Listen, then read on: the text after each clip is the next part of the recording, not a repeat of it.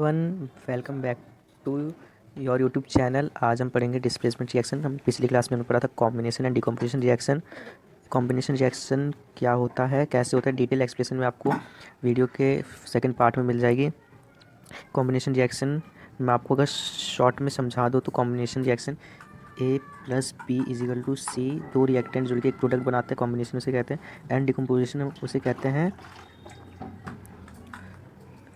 A B is equal to A plus B. एक reactant दो product में टूट जाता है तो उसे हम डिकम्पोजिशन रिएक्शन कहते हैं। आज हम स्टार्ट करेंगे डिस्प्लेसमेंट रिएक्शन। ठीक है फ्रेंड्स, चलिए फिर स्टार्ट करते हैं डिस्प्लेसमेंट रिएक्शन। डिस्प्लेसमेंट रिएक्शन पढ़ने से पहले मैं आपको रिकमेंड करूँगा कि आप पहले इसे याद कर लें, फिर हम स्टार्ट करते हैं डिस्प्लेसमेंट रिएक्शन। आपने उसे याद कर लिया होगा तो स्टार्ट करते हैं डिस्प्लेसमेंट रिएक्शन।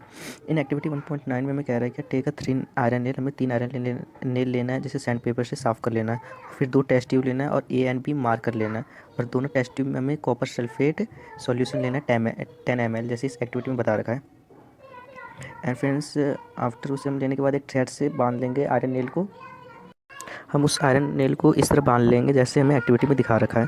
फिर हम कुछ 20 मिनट कुछ देर उसको रखेंगे। फिर 20 मिनट बाद, जैसे कुछ देर मतलब 20 मिनट बाद हम उस आयरन नेल में देखेंगे ना, तो आयरन नेल जो है वो रस्ट हो गया होगा, और कॉपर सल्फेट का सॉल्यूशन जैसे हमने ए एंड बी मार्क किया था वो भी नीला से शेड कलर में हो गया होगा, जैसे आप इधर देख सकते हैं।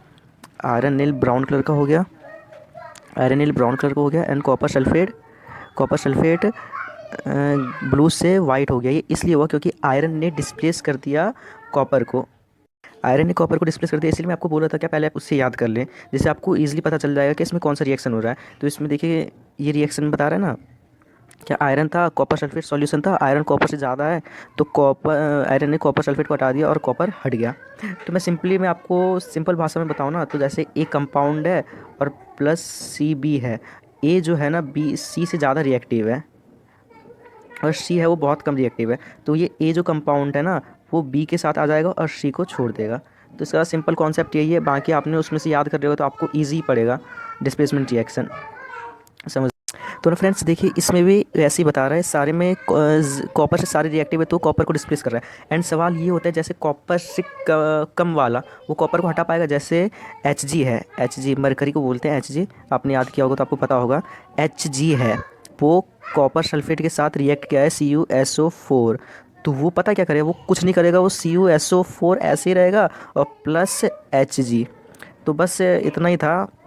जो कम रिएक्टिव है वो ज़्यादा रिएक्टिव को तो हटा नहीं सकता, तो बस इसका सिंपल कॉन्सेप्ट यही था। तो फ्रेंड डिस्प्लेसमेंट रिएक्शन में बस इतना ही था।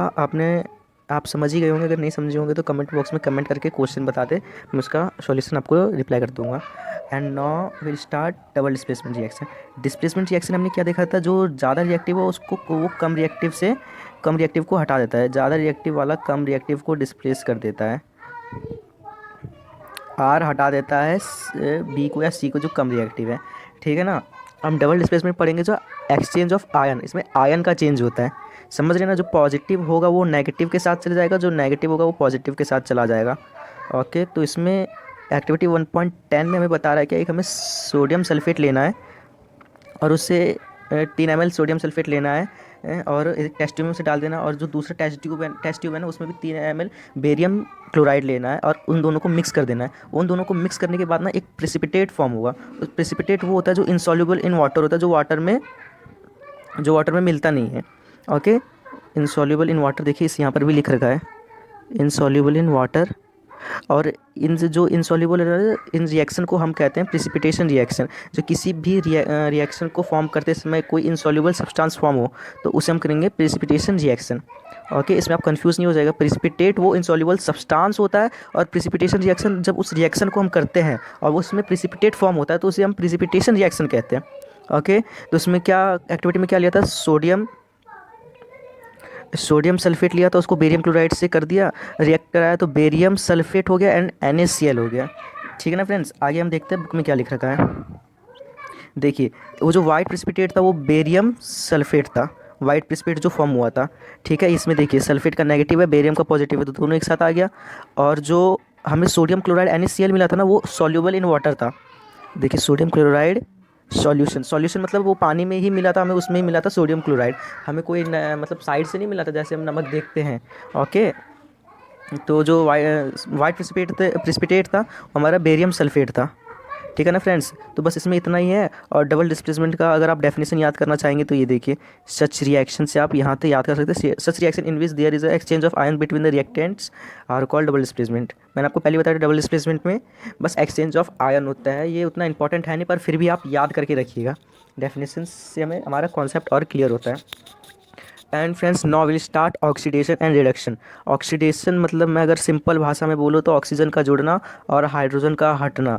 रिडक्शन में हाइड्रोजन का जुड़ना एंड ऑक्सीजन का हटना। बस इसका यही कॉन्सेप्ट है। मैं अगर डेफिनेशन इसको बनाना चाहूँ तो मैं ऐसे बना सकता हूँ, देखिए, सच reaction in which edition of oxygen and reduction एक minute guys friends, reduction of hydrogen. आप रिडक्शन के जगह आप हम लूज भी लिख सकते हैं, लूज ऑफ हाइड्रोजन। एल इस सी में कन्फ्यूज़न नहीं होगा, मेरी राइटिंग गंदी है। तो बस इसमें इतना ही था, एंड इसका अपोजिट हो जाएगा रिडक्शन। ठीक है, तो हमारा 1.1 एक्टिविटी बता रहा है कि हमें एक सोडियम वो कॉपर पाउडर लेना है, सॉरी, कॉपर पाउडर लेना है, उसे हम बर्नर से हीट कर देंगे। जब हम हीट करेंगे ना तो उस पर एक ब्लैक कोट हो जाएगा, ब्लैक सब्सटेंस फॉर्म होगा, और वो जो ब्लैक कोटेड होगा वो हमारा हो गया कॉपर ऑक्साइड। कॉपर ऑक्साइड इस पर फॉर्म होगा क्योंकि हम जब रिएक्ट करते हैं किसी को हीट में तो वो ऑक्सीजन के साथ रिएक्ट करता है, आपको पता होगा, ये 9th में भी आपने पढ़ा होगा। तो जब उसको ऑक्सीजन के साथ रिएक्ट करते हैं तो ऑक्साइड की लेयर चढ़ जाती है, वो हम चैप्टर 3 में और डिटेल में से पढ़ेंगे, आप बस अभी के लिए इतना समझ जाइए। ठीक है, तो फ्रेंड्स हमने देखा कि कॉपर ऑक्सीजन के साथ रिएक्ट करके कॉपर ऑक्साइड बनाता है। ये देखिए यहाँ पर रिएक्शन लिख रहेगा ना, कॉपर हीट में मतलब ऑक्सीजन के साथ रिएक्ट किया, फिर कॉपर ऑक्साइड बना लिया। तो बस इतना ही था। अगर ये कॉपर ऑक्साइड कौन सा कलर का था आपको पता है ना, मैंने बताया था ना, ब्लैक कलर का था, ब्लैक, ये ना लिखा ब्लैक कलर, ब्लैक कलर का था कॉपर ऑक्साइड। ओके, और इस ब्लैक कलर में जब हम हाइड्रोजन डालेंगे ना तो ये कॉपर ना वापस अपने कलर में आ जाएगा। मतलब कॉपर कौन सा कलर का होता है, ब्राउन कलर का, सही बोला आपने, ब्राउन कलर का। जब इस कॉपर ऑक्साइड को हम रिएक्ट करेंगे हाइड्रोजन के साथ तब ये कॉपर एंड H2O मतलब ऑक्सीजन के साथ ऑक्सीजन हाइड्रोजन में एडिशन हो जाएगा। तो यहाँ पर कौन सा रिएक्शन हुआ फ्रेंड्स, आपको पता है ना, मैंने बताया था ना स्टार्ट में, oxidation reaction, addition of oxygen hydrogen में हुआ, ये इसमें हुआ हाइड्रोजन में। तो यहाँ पर ऑक्सीडेशन रिएक्शन एंड कॉपर के साथ हुआ रिडक्शन रिएक्शन, क्योंकि इसमें हाइड्रोजन ऑक्सीजन हट गया। ओके, तो बस इतना था। और जब इसको हम हाइड्रोजन के साथ रिएक्ट करेंगे तो वापस कॉपर अपने टर्म ब्राउन कलर में आ जाएगा। ये देखिए लिख रखा है। तो बस इतना सही था इसमें ऑक्सीडेशन एंड रिडक्शन में। डेफिनेशन अगर आप चाहें तो यहाँ से याद कर सकते हैं। ये देखिए ड्यूरिंग रिएक्शन कॉपर ऑक्साइड, ये देखिए यहाँ पर लिख रखा है ना, ये सारे रिएक्शन आप याद कर सकते हैं। सॉरी, यहाँ से एक मिनट, यहाँ से आप यहाँ तक याद कर सकते हैं डेफिनेशन रिएक्शन एंड ऑक्सीडेशन दोनों का। और इन दोनों को हम कहते हैं रिडॉक्स रिएक्शन, रिडॉक्स रिएक्शन, इसको आप याद रखिएगा, रिडॉक्स रिएक्शन। ये देखिए मैंने आपको बताया था ना यहाँ पर ऑक्सीडेशन एंड रिडक्शन। चलिए हम दूसरा एग्जांपल करते हैं, तो बुक में दे रखा है, इसमें देखते हैं कौन सा ऑक्सीडेशन है जिंक वाले में और कौन सा रिडक्शन है। ठीक है, ऑक्सीडेशन इसमें हो रहा है कॉपर के साथ, तो ये होगा हमारा ऑक्सीडेशन और ये होगा हमारा रिडक्शन। ठीक है, और जब मतलब मैं बता रहा हूँ ऑक्सीडेशन रिएक्शन हो रहा है तो जिंक रिडक्शन ले रहा है एंड कॉपर ऑक्सीडेशन कर रहा है। ठीक है, तो इनका ना एजेंट भी होता है। पूछ लेगा क्या, इन दोनों, इन जिंक वाले में इस इक्वेशन पूछ लेगा, इनका ना रिडक्शन एजेंट बताओ, मैं शॉर्ट फॉर्म में लिख रहा हूँ, और ऑक्सीडेशन एजेंट बताओ। तो हम क्या बोलेंगे, एजेंट क्या होता है, जो किसी के थ्रू जाता है ना, आप तो जानते होगा ना, किसी के थ्रू जाता है एजेंट। ठीक है, तो किसके थ्रू जा रहा है, इसमें जिंक के थ्रू जा रहा है, तो ऑक्सीडेशन एजेंट क्या होगा हमारा, जिंक होगा।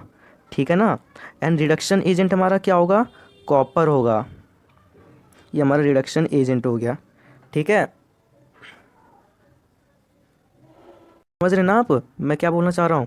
आप एक बार ट्राई करिएगा और यहाँ पर इन टेक्स्ट क्वेश्चन का क्वेश्चन भी आप सॉल्व करने की कोशिश करिएगा। अगर ना हो तो मुझे कमेंट में करके जरूर बता दें, तो मैं आपको बता दूंगा। ओके, तो इसमें बस इतना ही था। ये देखिए आप उसमें लिख रखा होगा। और ये सेकंड इक्वेशन जो है ना, ये आपके लिए होमवर्क है। ना आए तो मुझे को बता देना, पर ये आपके लिए होमवर्क है।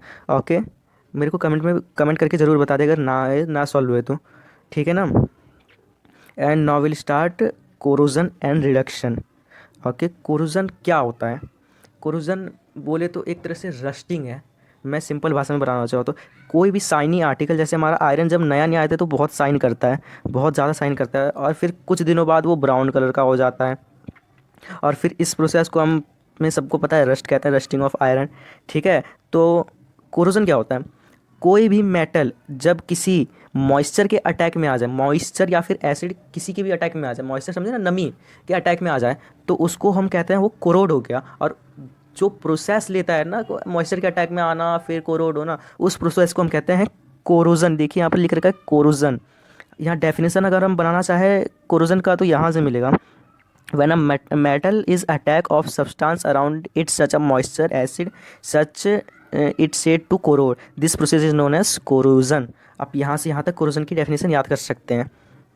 ठीक है, तो कोरोजन का एक एग्जांपल, दो एग्जांपल ले लेते हैं। जैसे सिल्वर, सिल्वर जब नया आता है तो हमें पता है कौन सा कलर में आता है, ग्रे, वाइट ग्रे ऐसे में कुछ रहता है, और फिर वो कुछ दिनों बाद ग्रीन उस पर कोट हो जाता है, तो उसे कोरोजन कहते हैं। कॉपर जब आता है तो वो ब्राउन कलर का रहता है, पर वे फिर वो कुछ दिनों बाद, sorry friends, silver black colour पे कोट चढ़ जाता है और कॉपर पे ग्रीन कलर पे कोट चढ़ जाता है। ये देखिए आपकी स्क्रीन पे भी शो कर रहा होगा कैसे कॉपर पे कोरोड होता है।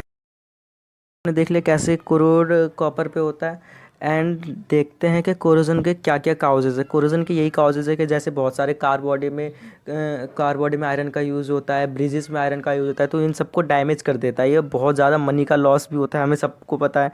तो कोरोजन के काउजेज़ हो गए, इसको आप याद कर लीजिएगा, ये तो नॉर्मल ही है। ये देखिए एग्जाम्पल है, car body, iron nail, ships, इन सब में यूज़ होता है। And now will start rancidity, last topic इस चैप्टर का। रेंसिडिटी में मैं सिंपल भाषा में आपको बोलना चाहता हूँ, रेंसिडिटी में हम ज़्यादातर एयर टाइट कंटेनर में यूज़ करते हैं ताकि हमारा सामान ज़्यादा दिन तक रहे। जैसे हमारा चिप्स का पैकेट हो गया, उसमें नाइट्रोजन गैस भरा जाता है ताकि वो जो उसमें चिप्स में क्या आलू यूज़ होता है, आलू कार्बोहाइड्रेट कंटेन करता है, वो ऑक्सीजन के साथ ना रिएक्ट कर जाए, उसी उसमें नाइट्रोजन गैस भरा जाता है ताकि वो लंबे टाइम तक चल सके। एंड ऑक्सीडाइजन से वो बच सके। बुक में ये लिख रखा है, ये देखिए। तो बस इतना ही है। मैन्युफैक्चरिंग ऑफ चिप्स मैंने बोला था ना, प्रिवेंट ऑक्सीडाइज। तो रेंसिडिटी में बस आप इतना समझ जाइए ना, क्या किसी चीज़ का टेस्ट वेस्ट चेंज ना हो और वे ऑक्सीडाइज रहे, सही से रहे, ज़्यादा दिन तक चले। एंड एयर टाइट कंटेनर जैसे वैक्यूम उसमें भरा जाता है ताकि और ज़्यादा दिन चले। ये देखिए एयर टाइट कंटेनर लिख रखा है ना यहाँ पर, एयर टाइट कंटेनर ज़्यादा दिन तक चल रहे, बस इतना ही है। एंड हम कुछ क्वेश्चन देख लेते हैं इंटेक्स का। ठीक है, क्या पूछ रहा है, why the copper sulphate solution change in iron lead when dipped. हमें पता है आयरन ज़्यादा रिएक्टिव होता है कॉपर से। चलिए स्टार्ट करते हैं यहाँ पर देख के। आयरन ज़्यादा रिएक्टिव होता है कॉपर से, तो उसने कॉपर को हटा दिया और खुद सल्फेट के साथ जुड़ गया, तो इसका आंसर हो गया यही। आप खुद से बना के लिख दीजिएगा, अगर ना आए तो मुझे भूल दीजिएगा, मैं दोबारा बोल रहा हूँ। And give an example of double displacement reaction other than of. देखिए मैं इस वीडियो के लास्ट में मैं आपको डाल देता हूँ जो मैंने आपको फर्स्ट पार्ट में डाला था, उसमें मैं देख रहा हूँ कि फ़ोटो ब्लर आई है, जिससे आप लोगों को समझने में वो दिक्कत हो रही होगी। तो मैं इस वीडियो के लास्ट में आपको अनायन एंड कैटायन दोबारा डाल दूँगा। ठीक है फ्रेंड्स, आप उससे याद कर लीजिएगा। एंड डबल डिस्प्लेसमेंट रिएक्शन का ना खुद से आप लिखने की कोशिश करिएगा, ना आए तो मेरे को कमेंट में ज़रूर बता दें, मैं उसका आंसर आपको लिख के भेज दूँगा। ठीक है, डबल डिस्प्लेसमेंट रिएक्शन का ये होमवर्क है। एंड ये वाला तो आपके लिए होमवर्क है, ऑक्सीडाइजेशन एंड रिडक्शन। ठीक है, ये आपके लिए होमवर्क है। अब फिर वीडियो को ख़त्म करते हैं फ्रेंड्स। वीडियो अगर अच्छी लगी है तो लाइक एंड सब्सक्राइब ज़रूर करिएगा। मिलते हैं नेक्स्ट चैप्टर में। कमेंट में बताएं आपको कौन सा चैप्टर पढ़ना है, वरना तो मैं चैप्टर 2 स्टार्ट करूँगा, acid and base. Okay friends, video कल या परसों तक आ जाएगी एसिड एंड बेस की। अभी के लिए बाय बाय।